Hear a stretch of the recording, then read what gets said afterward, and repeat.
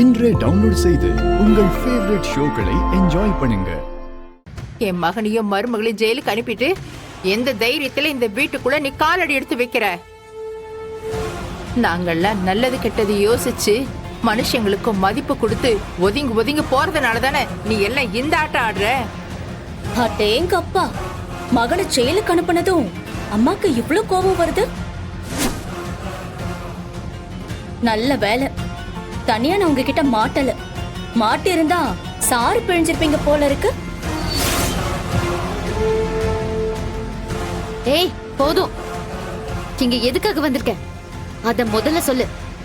இல்ல, உங்க கேஸ்ல எந்த ஒரு லாயரும் வந்து ஆஜராக போறதில்ல. அதுக்கான ஒரு சின்ன வாய்ப்பை கூட நான் கொடுக்கல. இருந்தாலும் நீங்க ரொம்ப போராடுறீங்களே.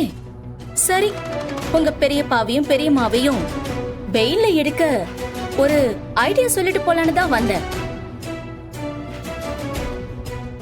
என்ன என்ன ஐடியா? இது தலைவி பதவியிலிருந்து ராஜினாமா பண்றதுக்கான லெட்டர். இதுல உங்க பெரியம்மாவை கையெழுத்து போட சொல்லி வாங்கி கொடுத்துட்டா உங்க பெரியம்மாவுக்கும் பெரியப்பாவுக்கும் எந்த ஆபத்தும் வராம குறைஞ்ச தண்டனையா சீக்கிரமாவே அவங்க வெளியில வரதுக்கான எல்லா ஏற்பாட்டையும் நான் பண்றேன்.